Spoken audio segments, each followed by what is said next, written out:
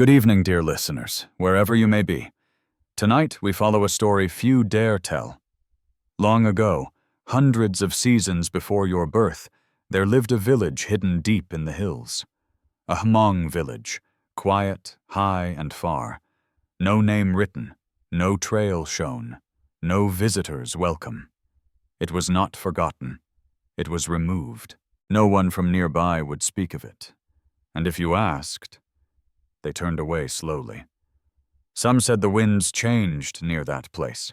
Others said the soil was too soft, as if graves had been dug, filled, dug again. One day, a young man, bold and proud, set out with his herbs and walking stick.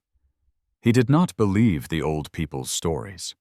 He wanted to learn what grew out there, where few feet walked, where mist stayed longer. He crossed rivers, climbed roots and sharp rocks. Birds stopped singing once he passed the 9th ridge. Then, he saw it, hidden between crooked trees. A village, still, wooden, framed by tall hills. He walked in and found strange, quiet people. Their eyes were kind, but they stared too long. They offered him soup, steaming and thick. He asked, "Where are your children, your animals?" An old woman stirred her pot and smiled. She said, "We have no children left now. They grow, then they leave. We stay behind." The young man asked, "Where are your elders buried?" She paused. The pot bubbled like a heartbeat. "We do not bury them," she said gently. "Once a body weakens, it feeds us again." The young man stared, unsure what he heard. She continued, "Why waste life to the soil? We soften their bones, we season their memory."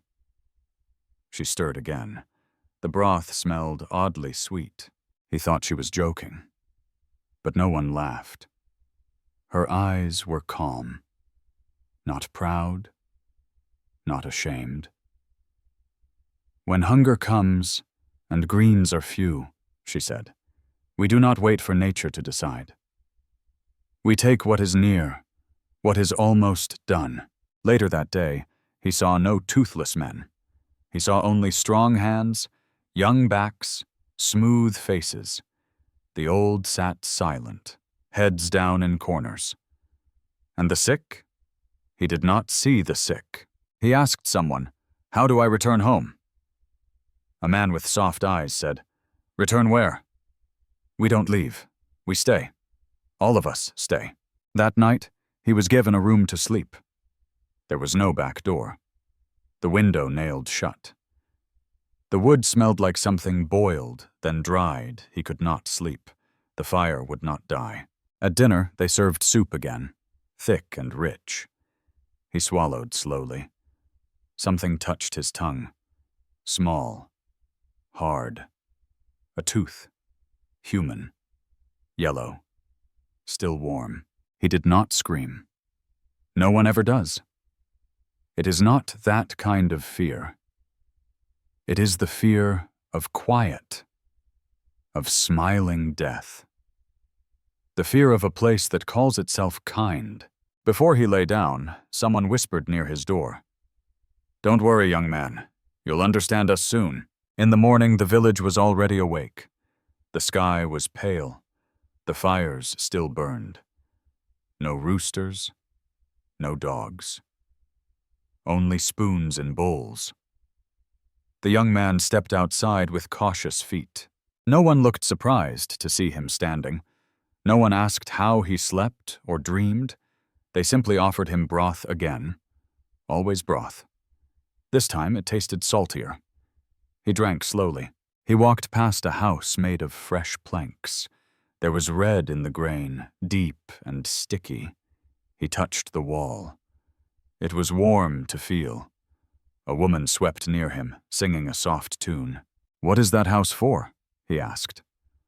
"For guests," she replied, eyes not meeting his. "Sometimes for elders, too, when they are ready." She kept sweeping, her broom brushing bone-white dust. He looked toward the square. Something had changed. An old man had coughed there the day before. Now only a stool remained. Empty, quiet, and beside it a full bowl of soup. That day, no one worked the fields at all. No one gathered greens or fetched river water. There were no animals, just mouths and hands. He saw a man limping, holding his side. The villagers watched him, not with pity, but with a quiet patience, like hunger waiting. By sundown, the limping man had vanished.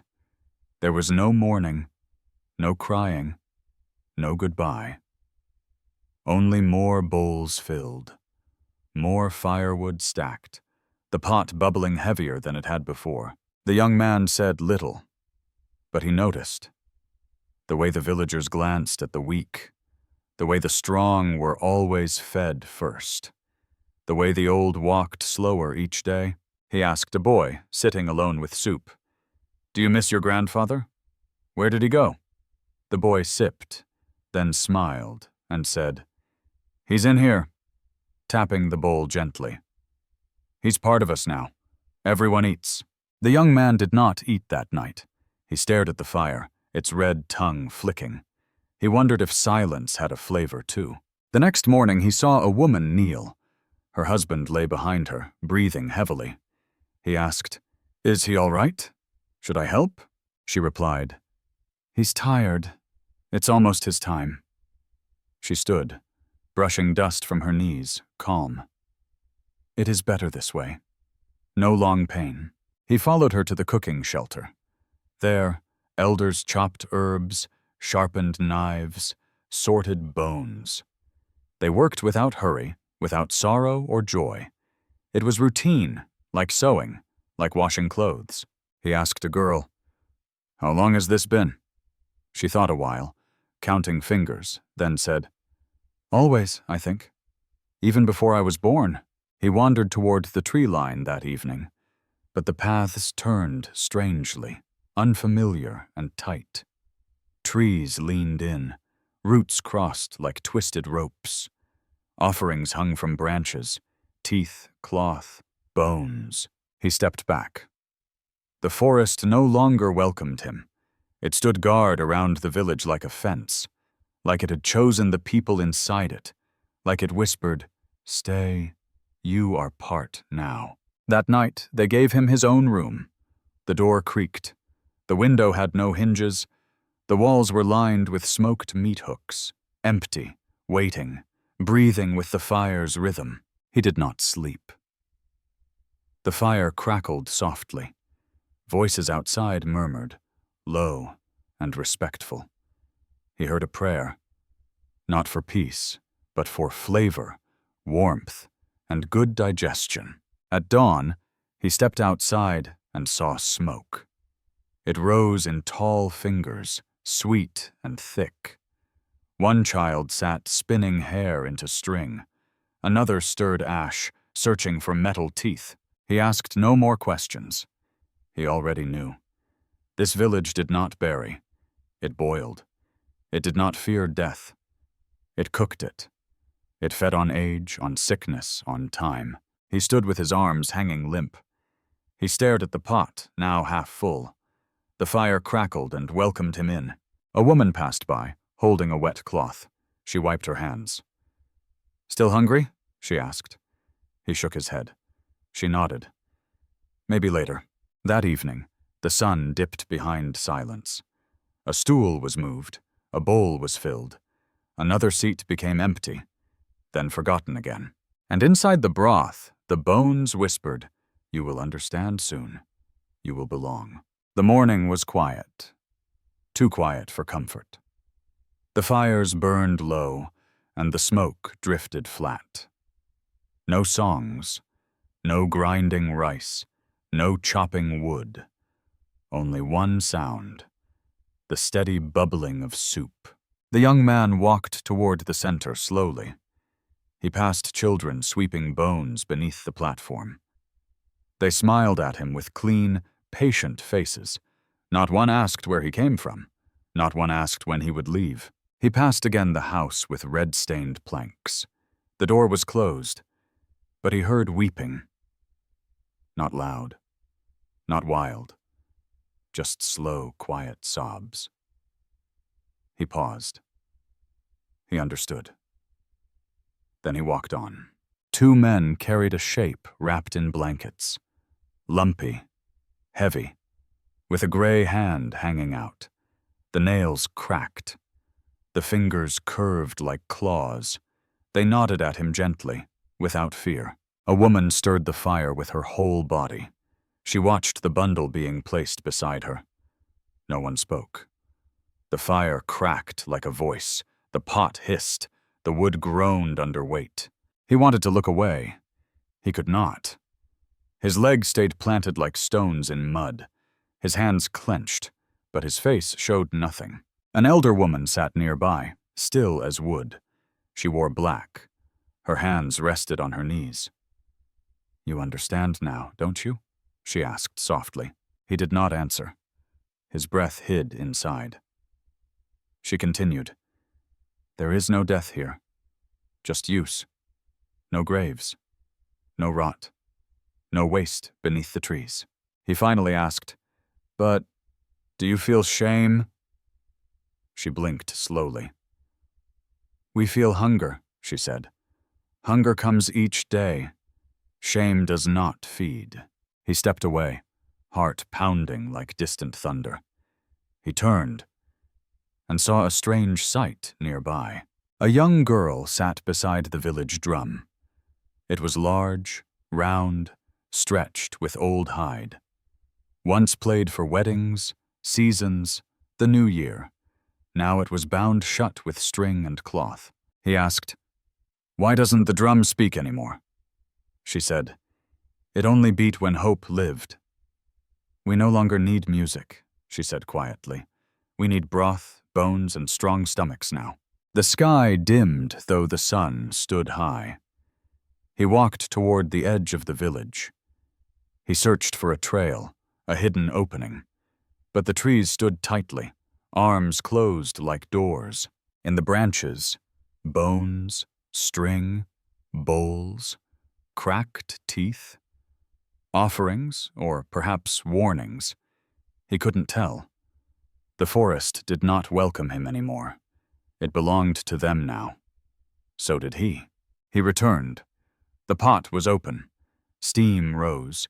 Children gathered with bowls, eyes wide with calm. They waited, not impatient, not excited, just ready. He did not eat. No one forced him. But they all looked, still and silent, watching. No hate in their gaze, no joy either. Only the deep stillness of those who accept. That night, no one whispered outside his door. No steps, no voices, no knocks or calls. Only the sound of boiling, low and constant. And something worse, the silence between the bubbles. He lay awake, stiff with thought and fear. He listened, not for words, for decisions. He waited for a choice he couldn't stop. In the early gray, the little girl returned. She brought him bitter tea, strong with root. "You still have time," she said. "You're strong. But the drum," he asked, "why does it sleep?" She shook her head. "It sleeps with hope." "It speaks only for the living," she added. "Here, the soup speaks louder than the drum." He said nothing. He drank the bitter tea. He counted his fingers, rubbed his tired wrists. He felt his bones beginning to remember silence. Later that day, he walked past the elders. They sat together, staring past the trees. Their faces were dry. Their eyes had no shine. One held a flute, one a paintbrush, one nothing. "I carved doors," one said. "I used to sing. But my voice is slow now, my knees heavy. They haven't asked me to speak in days." The young man nodded, unsure what to say. He could feel it, the quiet shrinking inside. The body prepares before the fire ever does. That night, the pot smoked with strange sweetness. And though he didn't taste it, he knew. Another elder was missing from the circle. The girl played near the drum, humming softly. He returned to his cot, closed his eyes. He tried to remember the sound of drums, but it had faded, lost to the soup. He whispered, "Who will remember me when I go?" And the fire whispered back, but with no words, only steam, only smoke, only waiting. The morning arrived like an old secret, carried in smoke, whispered by resting coals. The fire had not died during the night. It never does. It waits. It watches. The young man woke slowly, his limbs heavy. The air tasted like broth and old wood. He sat on the edge of his sleeping mat. He listened, not for noise, but for silence. Outside, no one spoke, not even the children. They moved in quiet lines, bowls in hands. The soup was not ready yet, but still they waited with open mouths and tired eyes. A bell rang once, soft, like bone tapping. No one jumped. No one asked who rang it. They simply turned toward the red house on the hill, the one with new planks, never fully dry. He followed without meaning to, his feet slow. Each step made the silence louder in his ears. By the time he reached the house, they had gathered. No crowding, no pushing, just a quiet circle. Inside, 2 elders sat with folded legs, their faces calm, neither kind nor cruel. Before them lay a man, bony, breathless, still. His chest rose shallowly. His lips trembled dry. Beside him, a woman dipped a cloth in tea. She wiped his forehead, whispered something into his ear. Then she stood and tied her hair in silence. The villagers turned away from the door. They didn't need to see, only to know. The young man peeked through a gap in the wall. He saw the knife. He saw the smile, the kind of smile worn like a duty, soft, practiced, clean, with no love behind it. The knife moved quickly. No screams followed, just a breath, the kind that never returns. Then came the scraping sound of preparation. He stepped back, chest tight with quiet dread. A child near him tugged gently on his shirt. "You should see it," she said. "So you know." He shook his head. She did not insist. Instead, she led him to a row of bowls. She showed him how to stir without spilling. "How do you know when someone will go?" She answered, "We don't. The village does. The trees know. The wind tells the water tells us, in the fire." He did not understand, but said nothing more. Later that day, he walked along the fences. There were red marks painted on old doorways. Not all of them, only some. Always faded, always low to the ground, near the steps. He touched one. It was sticky, fresh. The shape was a circle, closed like an eye. A warning, or a farewell. Maybe both. He asked a boy, "What do the red signs mean?" The boy blinked, then whispered, "It means soon. Soon they'll sleep for the last time," he added. "Not like dying, just finishing." The next house he passed had 2 marks. The woman sweeping outside smiled at him kindly. "I've had a good life," she said softly. "Now it is my turn to return warmth." That evening, soup was served to everyone again. Steam curled around faces like ghost hands. He did not eat, but no one asked. They only nodded, as if waiting for him too. A man near the fire leaned over slowly. He whispered, "Once we buried. Once we wept. But the ground gave nothing back to us. So now we cook and carry inside instead." That night, he could not sleep again. He sat by the window, though it was nailed shut.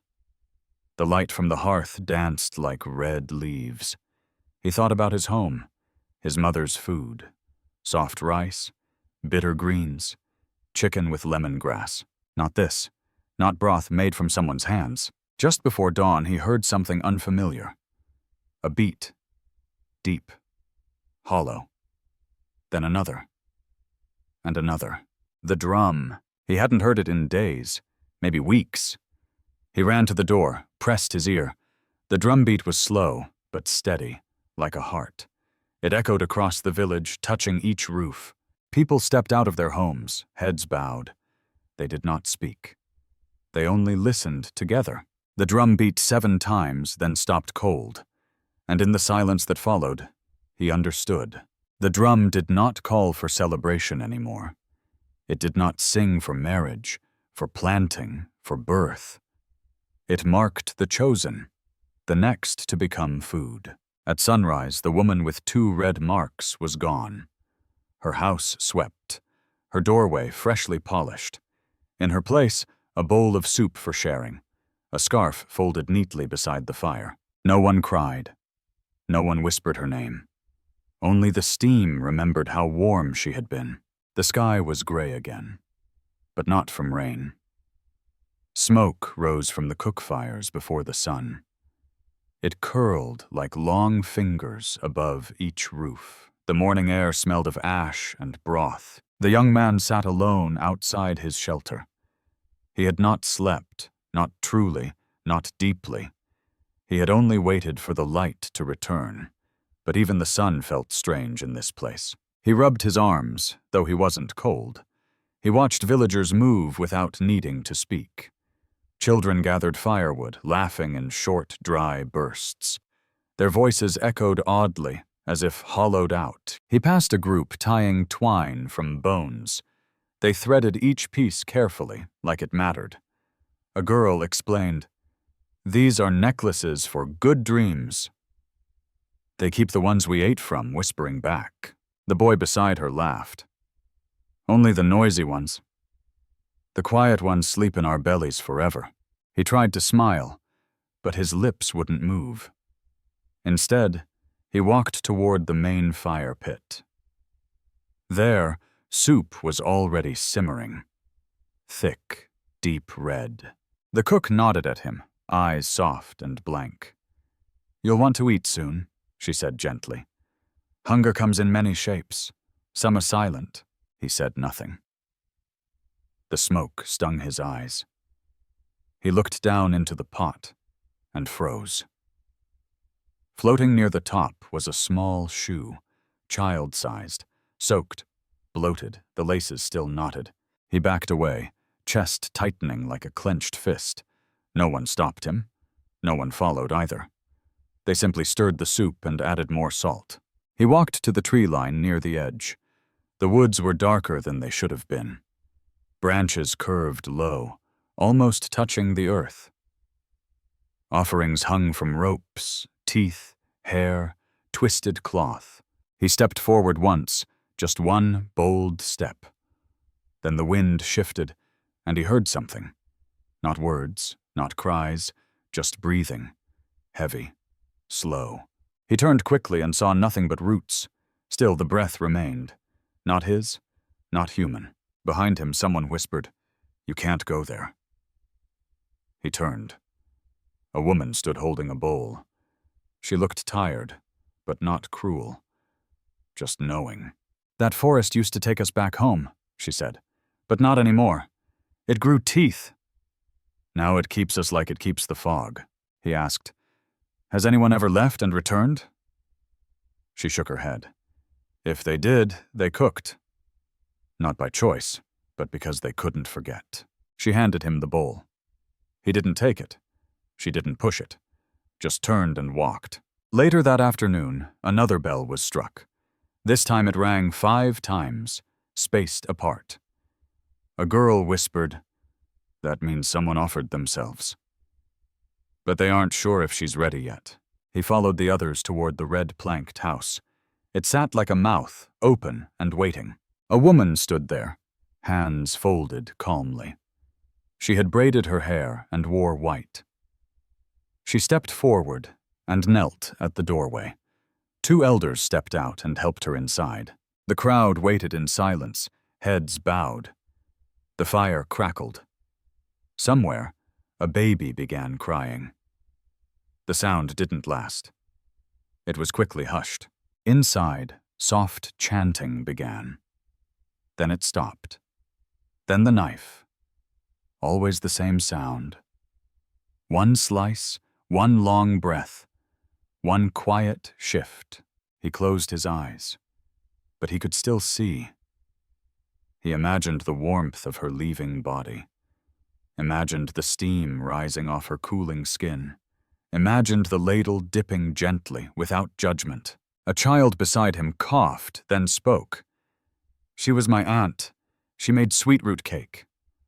She said if she left first, I could have her comb. She never broke a promise. I'm glad she kept it.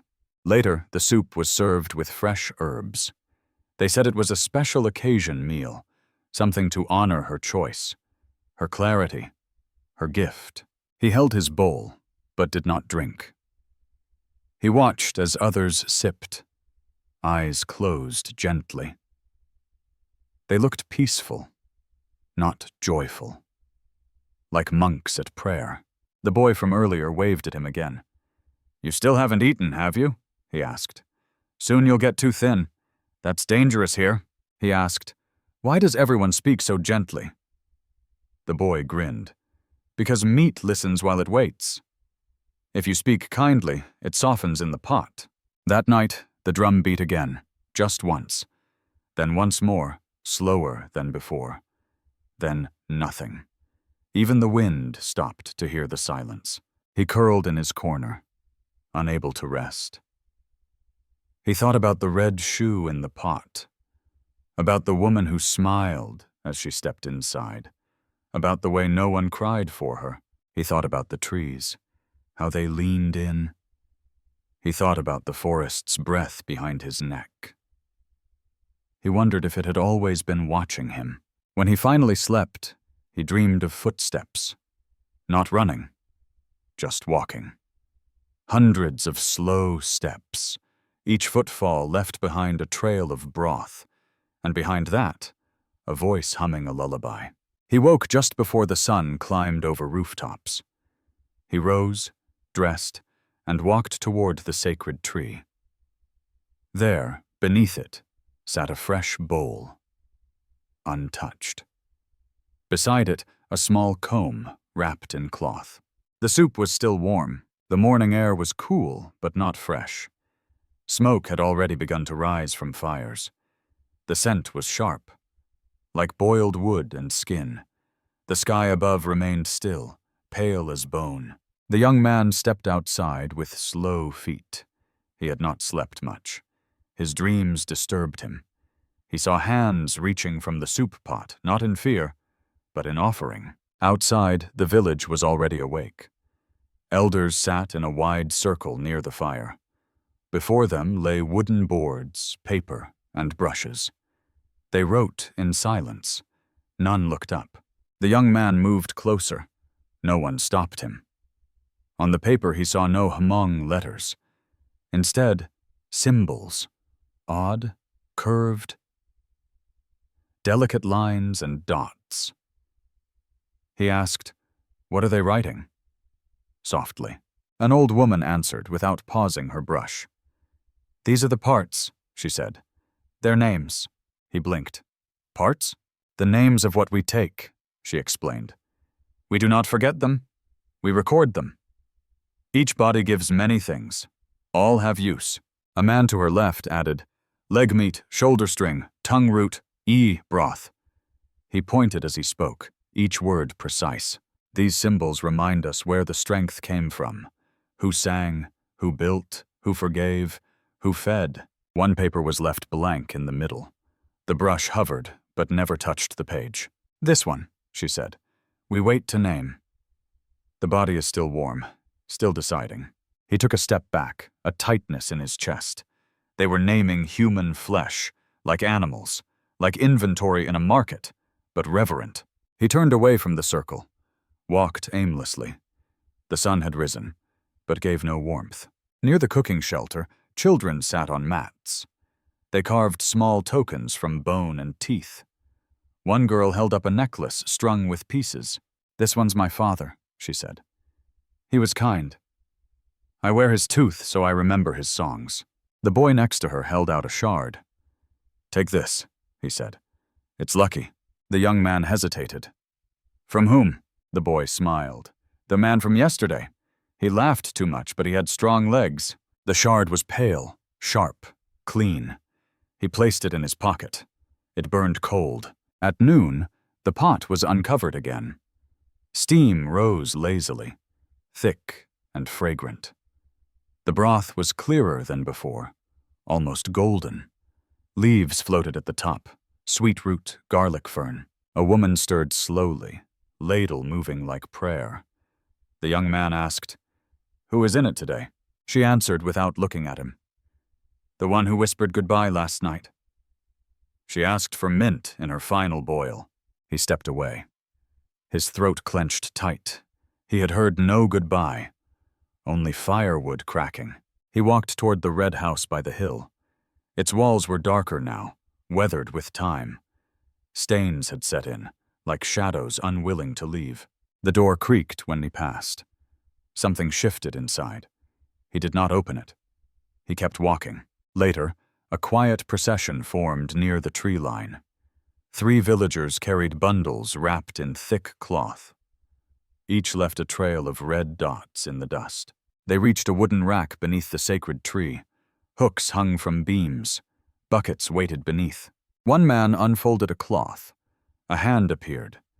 Pale, folded, nails clipped. A small string tied the wrist. The painted elder stepped forward, face covered in soot. He held up the hand like it was a relic. "This one gave us stories," he said softly. "This one taught the children to count stones. This one sang into bowls to warm the broth." He dipped his fingers into black ash. He marked the hand once, then laid it down. "Each gift must be named," he said. "Even the ones we eat must be remembered." The villagers nodded. A woman wiped her eyes, not weeping, just adjusting to the smoke. The young man stepped back. His feet trembled. He looked to the forest, its branches knotted shut. Still no sound from birds, nor sign of wind. That night, in his room, he sat alone. He could not sleep. The floor creaked with breath. He watched the firelight flicker against the walls. Then, a soft knock. 3 times, then silence. He opened the door slowly. No one there. Only a small bowl resting on the ground. Inside, a folded piece of cloth and paper. He opened it. A symbol drawn in red. Curved, sharp, the same marks from the morning. He did not know the word, but he knew. It was meant for him. A name, not spoken. He dropped the paper. It fluttered like a leaf. It landed beside his foot, red side up. He stared at it, heart pounding inside his ribs, then picked it up and placed it under his mat. Maybe to hide. Maybe to keep. He didn't know. In the early hours, he walked to the sacred tree. New lines had been carved, fresh, straight, shallow. He counted them. 3 more than yesterday. He touched one. It was still warm. Still soft. He whispered, "Please not me." But the tree answered with silence and wind. The sky was pale again, like paper left in the sun. The fire had already begun to breathe smoke. Not a loud fire. Slow, steady, and knowing. The village moved softly around it, like usual. The young man stood outside his sleeping space. He had not slept, not with peace anyway. Dreams came, but left behind a dry throat. In those dreams, the pot whispered his name. Today felt different, but then each day did. He walked toward the fire without being called. No one ever forced him to come. But everyone always noticed when he didn't. The soup pot steamed again, lid slightly askew. The cook stirred slowly, her motions like breath. He stood beside her, watching the broth roll. This time the scent was bitter and sweet. And then he heard it. Not a word. Not even a voice. Just the shape of one. A sound rising between the bubbles, thin and careful. It curled into his ears like a memory. He leaned closer. She didn't stop him. "You're hearing it now," she said without looking. "They all leave something behind. The ones we cook." He asked, "Is it their soul?" "No," she answered. "Just their story, simmering down. Stories need heat before they become soft enough." He turned his head and asked, "Do you remember them all?" The cook nodded. "Only while the broth is warm. After that, the tree remembers for us." The sacred tree stood at the far edge. Even from here, it watched with crooked branches. It didn't move, but it was never still. Later that morning, the children were carving tokens. They used small knives on polished bone pieces. Some were shaped like teeth, some like fingers. A girl held up one and smiled. "This is my grandfather," she said proudly. "He used to mend sandals and sing loud. I made his voice into a necklace." A boy showed a small charm, curved like a rib. "It's my uncle," he said. "He was strong. Mom said it's lucky to carry someone strong." The young man nodded, unsure what to say. He held nothing, wore nothing, but felt heavy. By noon, another bell rang, soft 3 times. Not loud enough for alarm, but still clear. The villagers looked toward a narrow wooden home, one with a red door and no windows. A woman stepped out, her hair freshly braided. She held a bowl in her hands carefully. Inside was a folded piece of paper. "She's offered," someone said. "She's ready now." The woman walked alone to the red house. No tears on her face, just a calm breath. Children watched quietly, not scared, not sad either. They had seen it before, many times. The young man followed behind with slow steps. She laid her bowl down at the door, then turned, bowed to the fire, and entered. Inside, she laid on the table herself. No one helped, no ropes, no struggle. She simply waited as the elders entered. He stood outside, couldn't bear to look in. But he heard the sharpening of the blade. A soft metal hiss, then a sigh, then silence. Later, the cook ladled broth into fresh bowls. The smell was lighter today, almost sweet. Mint, ginger, a hint of fruit peel. "She asked for something gentle," the cook said. "Her hands used to rub sick feet," she added. "She wanted to leave a kindness behind." The young man was handed a bowl. He took it, sat with it, didn't sip. He stared into it like staring into water. Something floated there, not meat, not bone. It was a thin string, red and long. Hair, maybe, from her braid, still warm. That night he sat by the sacred tree. It was quiet here, even quieter than sleep. He counted the new lines carved into bark. 3 new ones, shallow, fresh, not yet darkened. One longer than the others. Perhaps for her. He reached into his pocket and touched the token. The bone shard from the boy. Cold again. He wondered who it had once belonged to, and if that person now dreamed inside someone else. Then he heard footsteps in the dust behind him. Slow, light, someone not trying to sneak. He turned. The cook stood holding a lantern. "We need help," she said softly. "Come, please." He followed her past the quiet homes. Windows shuttered, doors closed. Yet everything still watched. They entered a small home near the forest line. Inside, a woman lay on a low bed. Her breath was shallow, her skin already pale. "She hasn't spoken since morning," the cook said. "But she smiled when we asked." A bowl sat beside her, already filled. Inside it, 2 symbols drawn in dark ink. One was her name. The other, her legs. "She offered only her legs," said the cook. "She wants the rest buried near her daughter." The young man looked at the woman's face. She was barely older than him, maybe younger. Her lips trembled once, then settled still. He helped them carry her to the red house. No one watched. There was no crowd tonight. She was laid gently onto the wood. The knife was already sharp. The fire was ready. He left before the first cut was made, but he didn't walk fast, only steady. At his room, he sat with his bowl again. He did not eat, just listened to the broth. It made no sound now, not even breath. He placed the token beneath his pillow, whispered to the walls, "Not me, not yet." But the fire outside still burned, and the sky held no stars. And somewhere, the pot began to bubble again. The morning sky was white like soaked paper. Mist hung low, clinging to roofs and door frames. It was the kind of day where sound floats, where voices feel smaller, where breath disappears quickly. The young man rose before the bell this time. He dressed slowly, not from sleepiness, from weight. He walked outside and looked around the village. Everyone was moving as usual.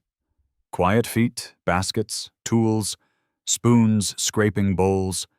But something was missing, though he couldn't name it. He passed by the cooking hut and paused. The fire burned steady. Not too hot, not low. The pot was already bubbling, lid askew. The cook stood nearby, wiping her hands with ash. He asked softly, "Is today like every other?" She didn't look up, just said, "No day repeats." "Even if the broth does?" He stepped closer to the fire. A piece of cloth hung from a nearby hook. It fluttered with each breath of smoke. The cloth had red marks, not painted, not drawn. Soaked in, soaked through. The shape of a palm. He reached out to touch it. The cook stopped him with a glance. That one belonged to a woman who sang. She sang to the meat as it cooled. "It made it more tender," she said. "Made it feel wanted." He lowered his hand. The cloth stopped moving. The smoke, however, kept drifting toward the sky. Later he sat near the sacred tree. Children carved into bark with stone tools. Each child had a name and a number. Some laughed, some hummed as they carved. He asked one boy, "Why do you carve?" The boy smiled without looking up. "So they don't vanish when we forget." Another girl added, "When we eat, we don't speak. So this tree speaks for us." He noticed one new mark, deeper than most. A long line, curved slightly at the end. Someone had carved it with care, with pressure. Maybe it was his. Maybe not yet. That afternoon, the bell rang 6 times. Sharp, quick, then silent. The cook turned her head. The children paused. The air shifted slightly, like a held breath. The young man asked, "What does 6 mean?" The cook replied, "A child has been chosen." He froze. "Chosen? By whom?" "By illness," she said. "By thinness. By time. Some seeds do not root. Some leaves fall early." A mother walked alone toward the red house. She held no child in her arms, only a small wooden box bound in cloth. She laid it at the steps and turned away. No tears, just a silence that bent the air. The cook said softly, "We never open the box. We only boil it. The box keeps their shape and gives us the sound of their breath again." That night, soup was lighter than usual. Not rich, not strong, almost like water. The cook added no salt, no leaf, no meat. He asked, "Why is it plain?" She said, "Children taste too much like memory." "We do not flavor memory." The villagers sipped in silence. No one smiled. Some held their bowls with both hands, shaking slightly. Others closed their eyes, as if listening inward. After dinner, the sky began to rain lightly. Not enough to clean, just enough to remind. He sat beneath the eaves, watching puddles grow. A girl sat beside him, holding her necklace. She turned it slowly between her fingers. "This was my sister," she said. "She died before her legs grew strong. Now I carry her so she can walk again." He asked, "Do you miss her?" The girl shrugged.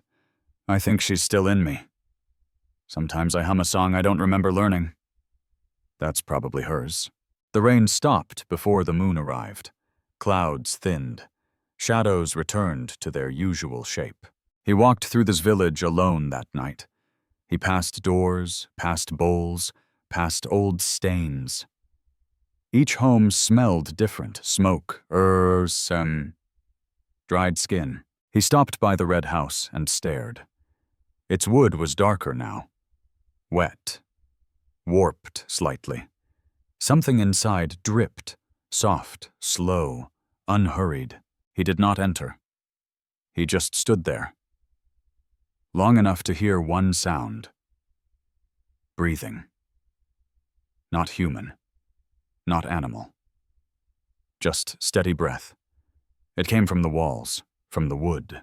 The house was alive, and it remembered everything. He turned and walked home.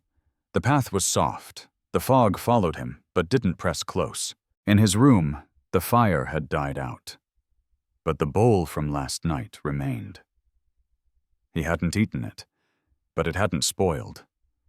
It smelled faintly of mint and something bitter. He took the bowl outside and poured it out.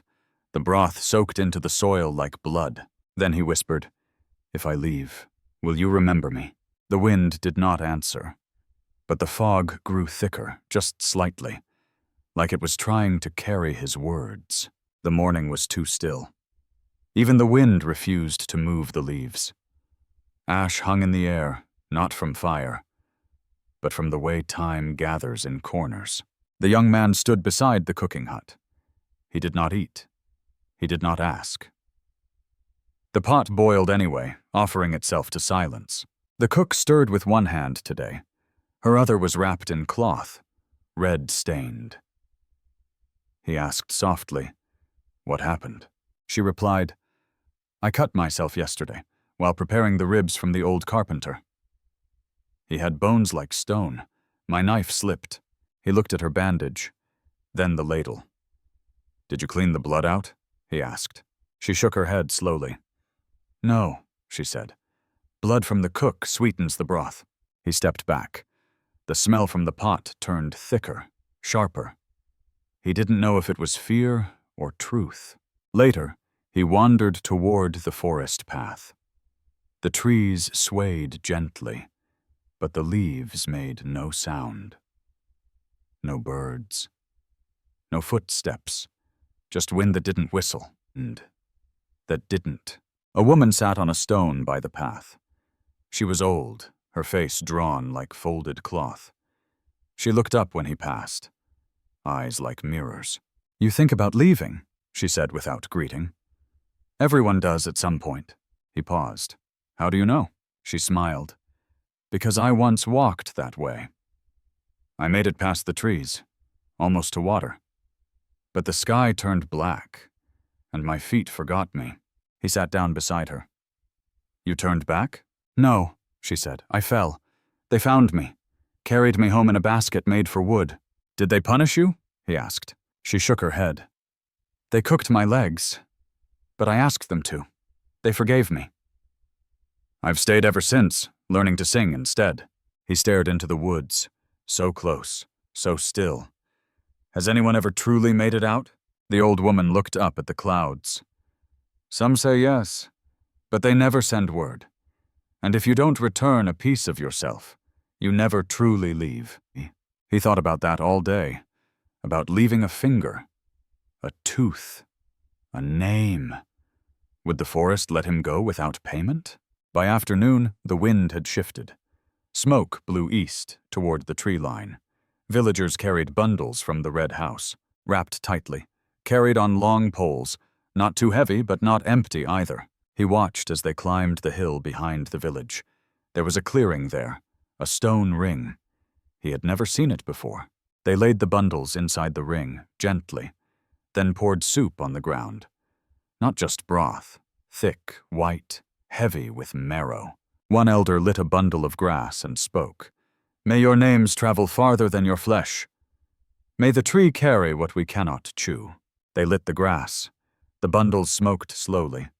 No flames, just smoldering remembrance. The young man stood at the edge, watching. The wind pushed smoke into his mouth. It tasted like salt and old leather. After the smoke faded, they scattered the ashes, not in the soil, but into a hollow stone. a carved bowl larger than a man's chest. "This is where we store what cannot rot," one woman whispered to him. That night, the young man could not sleep. The fire in his room had burned to shadow. The walls pressed inward, tighter than before. He stepped outside and followed the fog. Not toward the forest, but toward the sacred tree. There, he found someone already waiting. The boy from earlier, the one with the shard. He sat on the roots, carving with quiet hands. "What are you making?" the young man asked. The boy replied, "My own name, in case I forget it someday." The young man sat beside him, his hands empty, his name still unwritten. He asked, "Do you think they'll ever let us leave?" The boy paused, then said, "Only if we become light enough to carry. Right now, we're still too full of questions." They sat there until the stars appeared. Faint, few, but real. The boy fell asleep against the roots. The young man stayed awake, watching the sky. He whispered into the spark, "If I leave, will someone eat my silence?" The tree said nothing, but the wind picked up and carried something away. The morning began with song. Not loud, not joyful, just steady. A low voice from behind the cookhouse, where the old women prepared herbs in bowls. The melody had no words, only memory. Each note carried something, maybe sorrow, maybe habit. He listened as he walked, feeling its weight. The village was already moving. Children carried bundles of thin sticks. Men repaired fences made of bone and wood. Women boiled water, peeled root, scrubbed cloth. Everything looked ordinary, but everything had changed.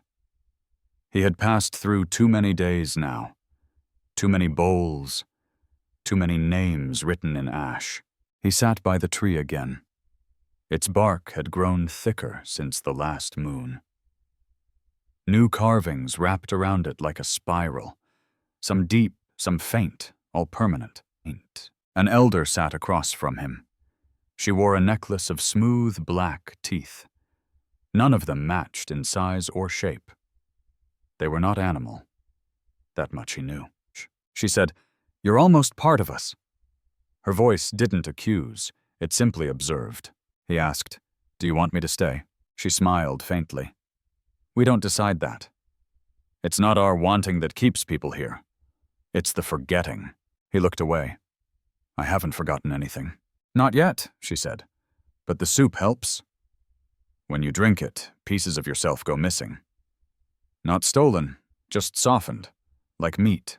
The boy with the bone shard arrived. He sat beside them, carving again. The elder nodded at him. "Some carve to remember, others carve to forget. But everyone carves, sooner or later." She stood slowly, then walked away. Her necklace clicked against her chest like wind chimes. The young man turned to the boy. "Do you believe her?" The boy didn't answer. He held up a new piece of bone. It had a curved mark carved into it. "What does it mean?" the young man asked. The boy said, "It's not for speaking. It's the sound of breathing out when someone leaves." The young man nodded slowly. Then he said, "Tell me about the others, the ones who never left." The boy looked up at the sky. "They're still here, but not walking anymore. Some in the pot, some in the tree, some under the hill where no one digs." He added, "My aunt stayed behind. She liked telling stories about stars. Now when I sleep, I see stars too." That evening there was a gathering. Not a feast, not a mourning. Something between. Everyone brought something. A root, a cloth, a memory. They sat in a wide circle near the tree. One by one, they stood and spoke. Not loudly, just enough for the fire to hear. A man said, "My brother gave his shoulder. I still carry water like he did." A woman whispered, "My mother gave her ears." She used to listen without interrupting. Even the children spoke. "I carry my cousin in my necklace," one girl said. "He laughed like bells." When it was the young man's turn, he didn't stand. He just whispered. "I don't know what I carry yet, but I think something's inside me already." They nodded. That was enough. After the last voice faded, the cook placed a bowl in the center. Not soup, just water and 3 floating herbs. She said, "If you remember someone, touch the bowl. If you forget someone, drink from it. If you're unsure, just watch." The young man sat still. He didn't move. But he watched the way the firelight reflected faces into the water. He saw a child's eye, an old man's lip, a tooth he had swallowed. Everything was still there, but changed. Later, as they left the circle, he lingered behind and touched the bowl. The water was cool. The herbs had sunk. The cook passed him on her way home. "You'll be ready soon," she said. "Some people need time to understand." He didn't ask. Understand what? He already knew the answer was not a word. That night, he sat alone with a bowl of soup. He didn't eat it, but he didn't throw it away. He placed it beside his bed and whispered, "If you are someone, I hope you rest now." The wind pressed gently against the window. The fire was low. The shadows didn't move. He slept for the first time in days, and in his dream, the village was silent. But not empty, not cold, just full, with all the ones who stayed, their hands holding bowls, their mouths closed, waiting. The next morning came without sound. No spoons clinked, no fire cracked. Even the birds, which never sang here, felt more absent than usual. The young man opened his door slowly. Fog clung to the ground like breath. Each step felt like walking on folded cloth. He saw no one at the fire. No cook, no pot, no smoke. Only stacked wood, waiting like dry mouths. He walked the village paths alone. Doors were shut, curtains drawn. No one called. Then he saw it, a black ribbon, tied across the sacred tree's roots. It wasn't there yesterday. He stepped closer and read the mark. A curved line crossed through a circle. He didn't know the symbol, but his chest tightened as if he did. Behind him, soft footsteps approached. The boy appeared, clutching his bone carving. The young man asked, "What does that mean?" The boy said, "Someone tried to leave." His voice was thin, unsure. "They didn't ask first." The young man's mouth went dry. "Did they get out?" The boy shook his head. "Not fully. They made it to the river bend. But their scent returned. The smoke found them." The boy stepped aside and pointed. Far in the distance, beyond the last home, a pillar of black smoke climbed into the sky. "The red house won't burn today," he whispered. "The forest will eat instead." They stood there until the wind changed. Then the boy asked quietly, "Do you still want to go?" The young man didn't answer, because even silence felt like betrayal now. Later that day, the cook returned. She moved slowly, as if carrying something invisible. No pot, no bowl, just a single knife. She placed it on a stone by the fire, then sat beside it and waited. He approached her carefully. "Was it someone you knew?" he asked. "We all knew him," she said softly. "He was the one who carved the first bowl. The one we still use for the elders." The knife caught the sunlight. Its edge was clean. Too clean. The cook said, "He wanted to find his wife. She died seasons ago, but not here. She was buried, like in the old ways. He wanted to lie beside her bones." She looked up. Her eyes weren't wet, but they glistened like cut fruit. "He forgot," she said. "You can't carry memory out. Not once you've shared it with fire and broth." The young man sat on the ground, his knees bent, his hands shaking. The boy came again, holding a bowl. He placed it before the cook without a word. Inside was plain water. No herbs, no scent. She nodded, lifted it, drank it all, then handed the bowl to the young man. He stared into it, his face barely visible in the reflection. He drank. Only a sip. The taste was nothing, but it filled his mouth. That night, the fire returned. Smoke climbed like a rope into the black sky. Villagers gathered near the tree. No words were spoken. Only touch, hand to hand, shoulder to shoulder. He stood at the edge, watching. The cook reached out, took his wrist gently. He was not selfish, she said. He just remembered too deeply. And sometimes that's the most dangerous thing. They didn't burn a body that night. They burned a robe, dark blue, with stitched white lines, stars perhaps, or rivers, or bones. The fabric curled in flame. Ash rose. Everyone closed their eyes. The boy whispered to the wind, "I hope he found her." The wind didn't reply, but the fire burned slower than usual. Back in his room, the young man found a gift, a bundle wrapped in leaf and tied with string. Inside, dried meat, herbs, and a folded paper. The paper said, "If your feet ever forget the way home, eat this, and remember you are not alone." There was no name, but the handwriting was careful, old. He held the bundle in both hands, then placed it under his bed, beside the bowl. He did not sleep, but he did not tremble either. Outside, the smoke still drifted, but it no longer smelled of warning. It smelled like stories, unfinished, untold, but still waiting. The fire burned early that morning, before the mist lifted, before the sky cleared. It cracked louder than usual, snapping like teeth. The young man woke to the scent of smoke. But this time it wasn't cooking smoke. It smelled of bark, of raw, wet wood, and beneath that, something faintly sweet. He stepped outside, his breath pale in the air. The villagers were already gathered near the tree. No bowls, no spoons, just still faces. In front of them stood the cook, in her hands, a wooden box tightly bound. Its edges were stained, its lid carved deep. She raised it for all to see. "This is our memory," she said.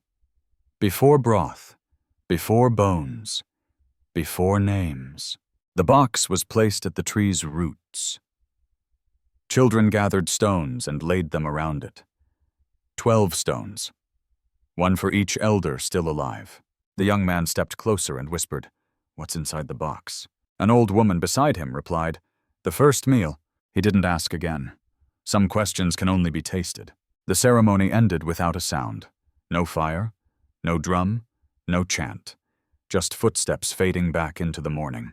Later, he found himself near the carving circle. Children shaped bone tokens into animals and letters. One girl shaped a bird with no wings. Another boy made a face with no mouth. He watched them work, wondering if they understood, if they knew what their fingers were holding, whose bones they pressed into patterns. A quiet girl offered him a thin strip. It was smooth and pale, marked with 3 lines. "What is this?" he asked. "My father's laugh," she said. "He used to laugh like that, 3 times. He turned the piece in his hand. It was light, but it carried something heavy. He returned it gently and walked toward the forest. Not to run, not to leave, just to stand at the edge of forgetting. The trees breathed around him, not moving, but not still either, like lungs that hadn't exhaled in years. There, on the ground, he saw footprints, small ones, 2 sets, bare feet pressed deep. They led away from the village, into fog. He followed them for a while. They twisted. They crossed. They stopped. Then they turned around, back toward the smoke. He knelt and touched the last print, still damp, still soft. Whoever made them hadn't truly left. That evening, he spoke to the cook again. She was cutting dried meat into strips, laying them across string, letting them harden. "I saw footprints in the forest," he said. "Small ones, like a child." The cook didn't pause. "Yes. Sometimes they try to leave before understanding. Do they come back on their own?" She looked at the meat, not at him. "Sometimes. Sometimes the forest brings them back, and sometimes we just keep their tokens." That night there was soup again. Thick, dark, bitter with something old. No one smiled while they ate, but no one cried either. He lifted his spoon, then stopped. Floating near the top, a knuckle, small, delicate, smooth as glass. He swallowed. Not the soup, just the moment, and pushed the spoon deeper. After the meal, they sang again. A low hum, without words. A melody passed through teeth and tongues, like smoke passed through wood. He sat beside the boy near the fire. The boy was drawing circles in the ash. "What are you doing?" he asked. "Practicing my end," the boy replied. The young man didn't speak. He just watched the circles grow wider. The boy added, "I think I want to be soup, not stew, not dried, not buried." "Why?" "Soup is shared. I want to go far." The young man stared at the flames. They danced without fear, without shame. He whispered, "I don't know what I want yet." The boy nodded. "That's okay. Sometimes knowing too soon makes you disappear faster." That night, the young man couldn't sleep. Not from fear, but from fullness. Not in his stomach, but in his mind. He stepped outside and walked to the red house. Its door was closed, but not locked. He did not enter, just sat beside it. The moon cast long shadows over the steps. He traced them with his finger, slowly. Then a voice behind him said, "You've stayed longer than most." He turned. It was the elder with the tooth necklace. She sat down beside him, her joints cracking. "Why?" he asked. "Why do people stay?" She smiled faintly. "Because hunger is not always about food. Sometimes it's about memory, about being remembered. This place remembers everyone, even after the soup is gone." He looked at her necklace. "Do you remember all of them?" She touched each tooth, one by one. This one sang to birds. This one carved cradles. This one had 6 toes and walked like thunder. She stopped at the last one. "This one, I don't remember anymore. But I still carry him, just in case." He closed his eyes, listened to the wind breathe through bone. When he opened them, the red house was darker, the door now slightly ajar. From inside came a smell. Not food, not death. Something like memory, boiled to silence. He stood, bowed once to the elder, and walked home beneath a sky full of stillness. That morning he woke to the smell of iron. It wasn't from the fire, or the soup. It was heavier, rusted, like rain on old knives. He rose and stepped outside. No one greeted him, but voices murmured beyond the cookhouse. He followed the sound, not loud, not hurried, just steady talk, like people describing something they'd seen in a dream. At the edge of the square, he found them. 5 villagers standing over a small pit. Inside, wood, torn cloth, and something else. Bones, not clean, not burned, not offered. These were old bones, unearthed, bent and broken. A man turned to him, eyes sunken. "We found this under the new home," he said, while digging for poles. It wasn't supposed to be there. The young man stepped forward. He looked down into the pit. A jawbone stared back at him, still holding 3 yellowed teeth. One had a silver filling. He whispered, "Why wasn't it burned?" The man said nothing. Another woman stepped closer. "Some people were never cooked. They disappeared during the gray winter. Too many mouths, too much snow, not enough firewood. So you buried them?" She nodded. "Deep, where the soup couldn't find them." We were ashamed. The villagers stood in silence, not mourning, not praying, just letting the earth remember aloud. Then the elder with the tooth necklace approached. She looked into the pit and sighed. "This one was a healer," she said. "He refused to share his hands." The young man frowned. "What do you mean?" "He believed in burial, in goodbyes. He wrapped his dead. He dug holes. He said the body belongs to the earth." She looked around at the others. "He disappeared one night, took 3 children with him. We found their shoes by the river." The air grew still. Even the wind stopped. "Did you bury him?" the young man asked. The elder touched her necklace. "We tried, but he buried himself first." The villagers covered the pit again. No words, no chants, just soil and breath, each handful like a small apology. That night, no soup was served. Instead, they offered dry root and boiled leaves. It tasted like paper, but no one complained. The cook sat near the fire, eyes closed. She didn't stir anything. She didn't speak. He sat beside her and whispered, "Do you still remember everyone?" She opened her eyes slowly. "Not everyone," she said. "Some names dissolve in water faster than others. But I remember their shapes, how their bones bent, how they screamed, or didn't." He didn't reply. He looked at the flame. She added, "There's one boy I forget every year. Then suddenly I remember. He had extra ribs. The broth was thin that day." He turned to her. "Why are you telling me this?" "Because it's almost your time to choose, to carve, to cook, or to vanish." He stood. The wind returned, carrying the faint scent of old rain. That night, he walked alone toward the edge of the forest. No path, just his feet, just fog. There, at the border, he saw something strange. A figure, small, hunched, digging with both hands. It was the boy. He moved dirt quietly. No shovel, just bone. The young man stepped forward. "What are you doing?" The boy looked up. His eyes glowed slightly. Not with light, but with effort. With knowledge. With fear. "I'm burying something," he said. "Something I carved wrong." He held up a token, a cracked strip of bone. On it, a name, half scratched, half finished. "Whose name?" the young man asked. "My own," the boy said. "I didn't like how it looked." He placed it gently into the hole, covered it with dirt, pressed it down. "When I'm ready, I'll carve it again," he said. "Better this time." The young man watched him in silence, then said, "You're the only one who carves your name." The boy stood. "Because no one else will. And if I don't get it right, I don't want to be eaten wrong." They walked back together. The fog parted for them, just slightly. Back in the village, the fire had burned low. Only a few coals glowed red. But the cook was awake, waiting. She handed him a bowl. Not soup, not tea, just water, with one small bone floating inside. He looked at her. "Whose?" She said, "Yours, a piece you left in the forest. We found it while searching for others." He held the bowl. The bone turned slowly, weightless. He said nothing, just carried it to his room. He placed it beside the wrapped bundle. Now 2 things waited under his bed. He sat down and whispered, "How many pieces of me have I already lost?"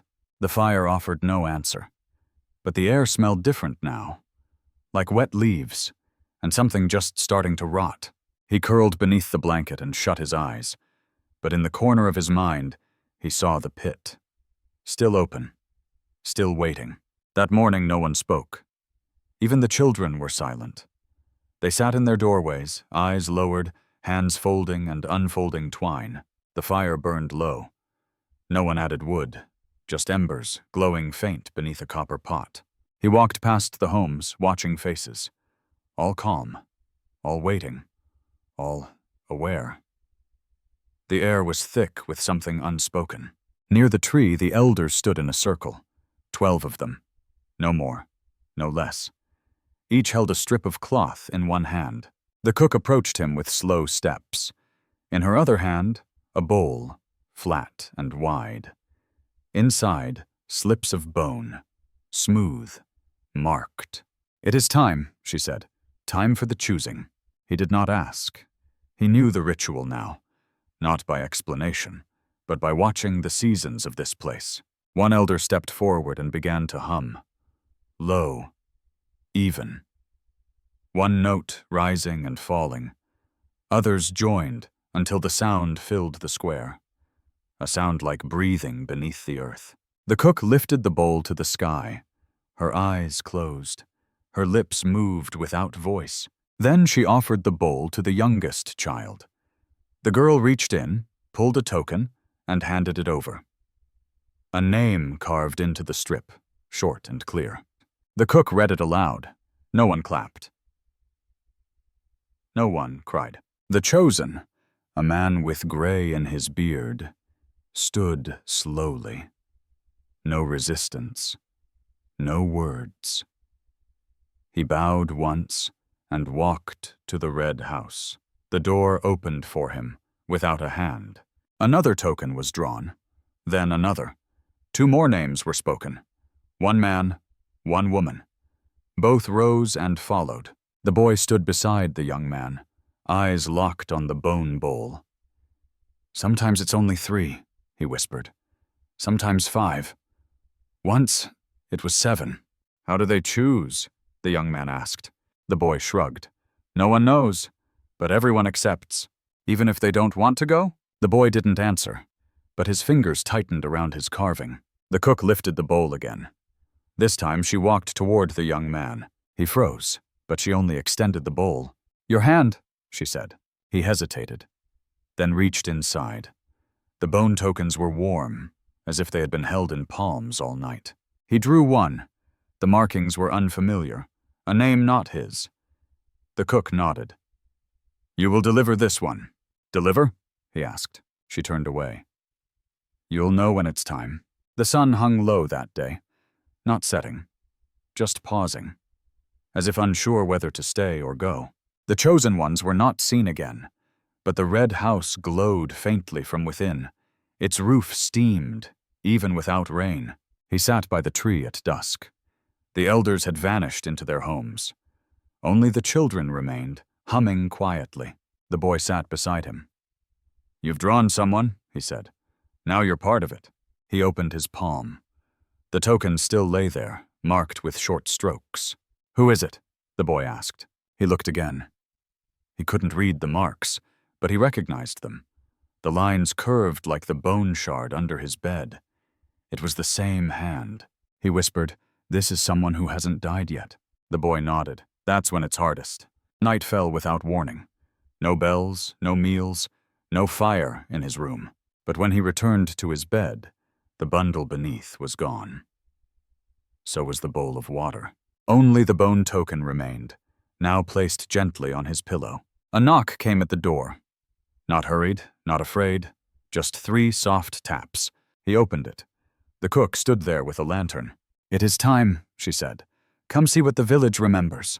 She led him through the dark, past sleeping homes, past the fire circle, toward the tree, but then beyond it, to a path he hadn't seen before.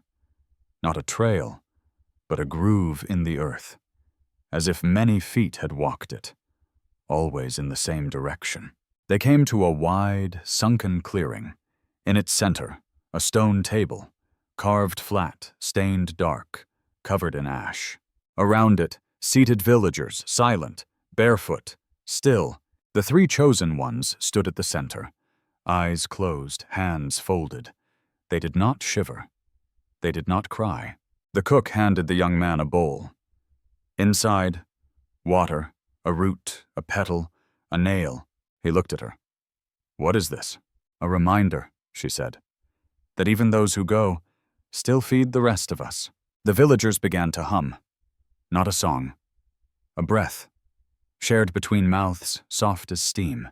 The cook raised her hand. The chosen ones opened their eyes. They stepped forward, one by one, and placed their hands on the stone. The young man stepped back. He could not move farther. Behind him, the villagers closed the circle. He raised the bowl and drank. Bitter, sour, like memory, like something learned too late. And when he looked up, the red house smoked again, its door open, its heat spilling out like forgiveness or hunger. That morning, the smoke did not rise. The red house stood still, holding its breath. Nothing moved, but everything listened. He stepped outside with careful feet. The air was cooler than before. The fire pits were cold, untouched. No children played, no pots bubbled. The spoons rested clean and quiet. He walked to the large tree again. The wind circled but did not speak. It only touched his face, soft and cold. The elders sat together, not speaking. They each held a bowl in their laps.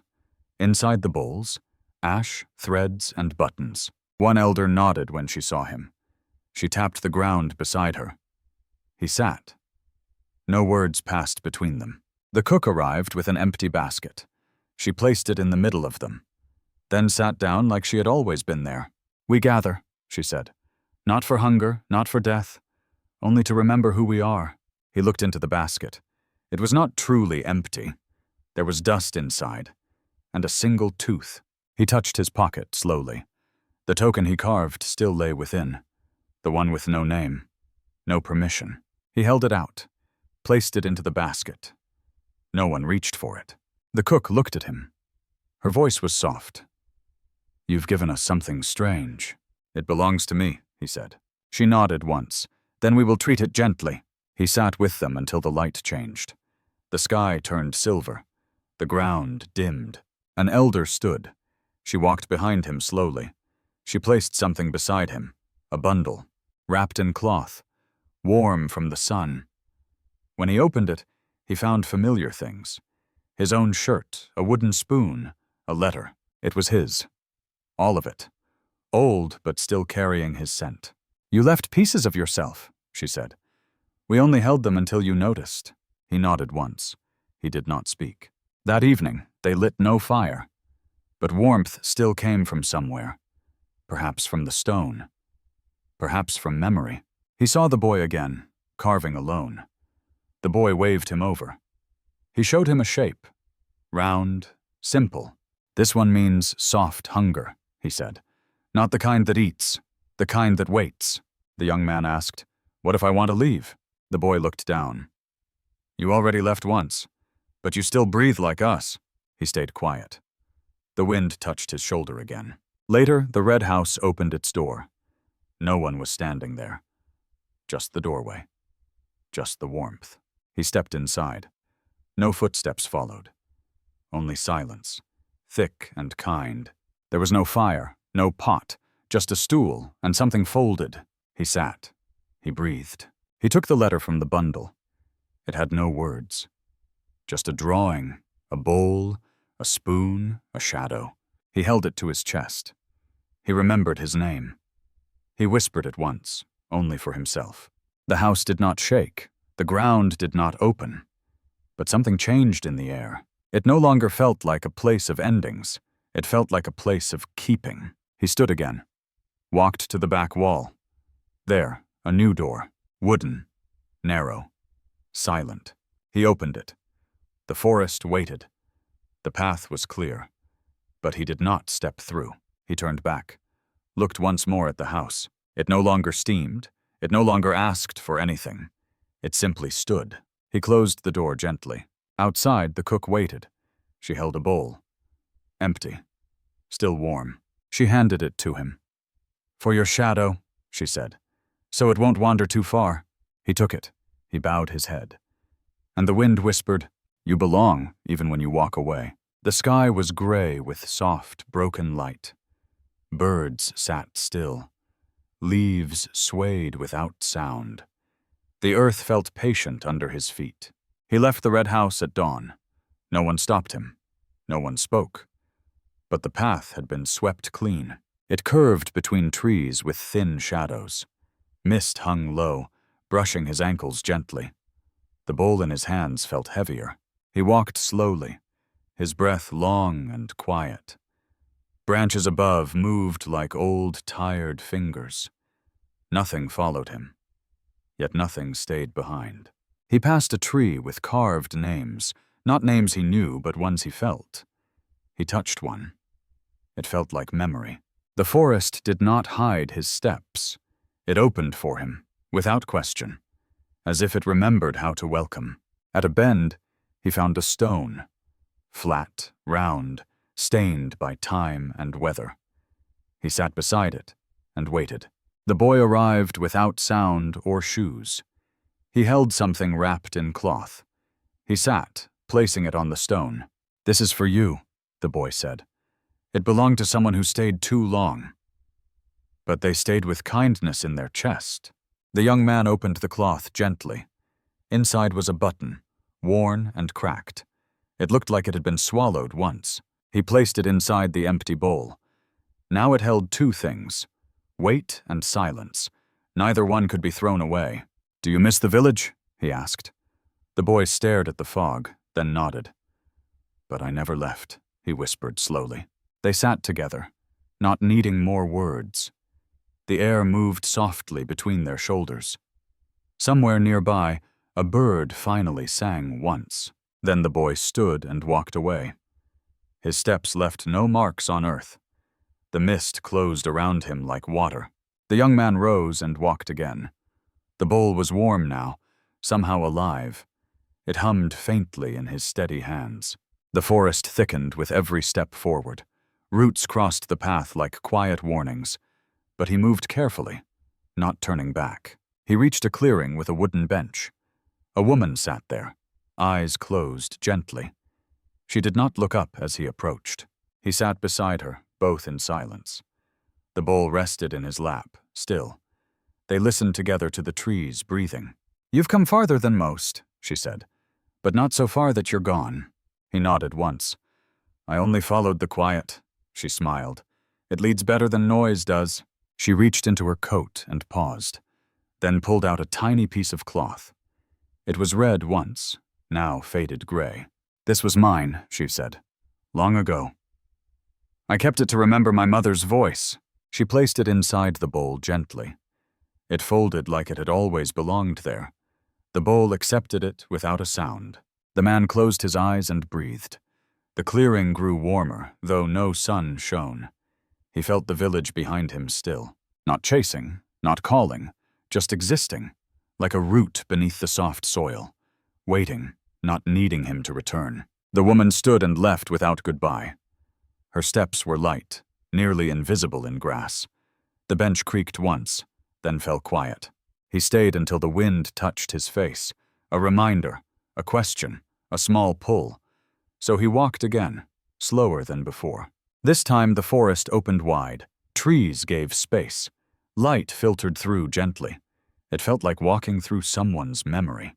The path ended near a shallow stream. Water moved lazily over polished stones. He knelt and dipped the bowl in, not to clean it, not to drink, just to feel the current move inside. When he pulled the bowl out again, it glowed faintly with warmth and weight. The cloth, the button, still floated inside. He whispered a name. Not his own. A name that came from nowhere clear. But it settled into the stream softly. He sat by the water until dusk. The sky turned lavender, then deep blue. Bats flitted through the treetops in silence. He stood, stretched, and faced the dark. The forest no longer felt like forest. It felt like someone's home. Someone kind. He walked back the way he came. But no steps remained behind him now. The path had vanished into quiet mist. When he returned to the red house, no fire burned, but warmth lingered there. The door opened without needing a push. He stepped inside and sat again. The bowl now full with strange treasures. None made of gold. All made of memory. Outside, someone swept the path once more. Inside, the man closed his tired eyes. He heard the village breathing in its sleep. He whispered to himself one last time, "I understand now. Not everything must be eaten." And the house did not reply, but the air shifted. The silence smiled. The sky turned silver before it turned dark. A quiet fog settled along every rooftop. No wind, no voices, no dogs barking. The young man awoke before the first light.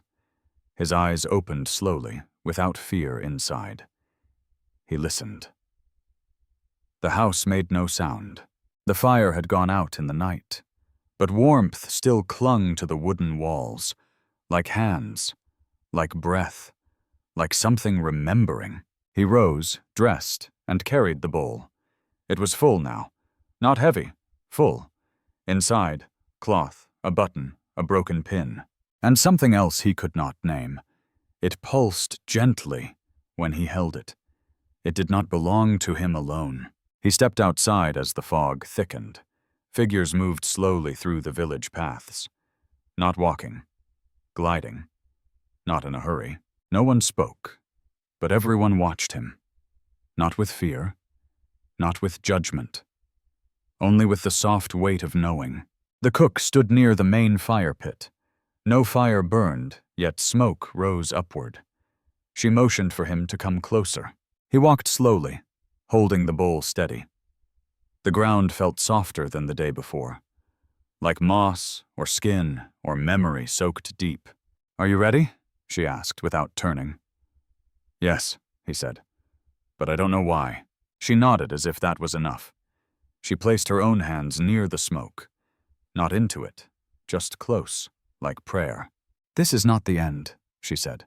"It is not the middle either." He placed the bowl on the earth.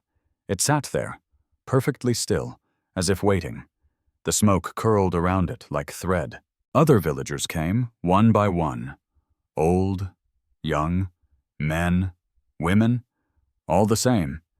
Each held something, small, strange, forgotten. They placed these into the bowl slowly. A button, a hair braid, a spoon, a piece of stone, a cracked seed. None of it made sense to him, but the bowl accepted it all quietly. And when the last item was placed, the fog lifted from the center first, not pushed, not blown. It simply parted. Beneath the smoke, a hole had opened, not wide, not deep, just enough. The cook reached in, pulled something out. It was a small piece of bread. Flat, warm, smelling faintly of wood and herbs. She broke it into 3 even parts. One for herself, one for him, and one for the bowl, which breathed. They ate slowly, silently, like remembering names. The bread melted like soup on the tongue, soft, clean, without hunger, without craving. "You will not need more," she said. "But if you forget, the hunger returns." He nodded and wiped his fingers dry. No crumbs, no waste, only warmth remained. She gestured to a low bench nearby. He sat. The others gathered in a ring. Not tight, just close enough to feel breath. No one spoke, yet something was being told. A story without words, passed by presence. He understood it, though no one explained. They told him he could stay now, but they also told him he could go. Not through words, just with their silence. The boy appeared again at his side. He held no knife, no rope, no token. Just his empty hands, open and calm. "Some go," said the boy, "and still return. Some stay and drift away like smokes." The young man asked, "What am I now?" The boy replied, "Someone who knows." That was enough. More than enough. He stood and picked up the bowl. It felt empty, though full of stories. Nothing inside moved, but everything remembered. He walked toward the edge of the village. The path was open, clear, and gray. The forest no longer felt far away. No one followed. No one needed to. They had already left a part in him, just as he had left something behind. When he reached the trees, he stopped. He turned once, looked back at the houses. Smoke drifted slowly from the red house roof. Someone was cooking. Someone always was. But now he did not feel watched. He only felt included, as if named. He stepped into the trees with quiet feet. Not to escape, not to return, just to continue where paths become soft. The bowl did not weigh down his hand. It hovered like a song nearly forgotten, like a memory that keeps itself warm. Behind him, the village remained still and calm. No screams, no chase, no firelight flicker, only smoke, only spoons, only stories carried in quiet breath. And so, the story comes to rest. A quiet village where no one is hungry, only smoke rising gently, names no longer spoken, and a single bowl full of memory. Dear listener, after these 18 quiet nights, what do you feel about this place? If it were you, would you stay or walk away? Let us know in the comments below. We'd love to hear your thoughts. And if this story stirred something in you, consider subscribing so you won't miss the next strange journey. Thank you for listening. Until next time, in the stillness of another night.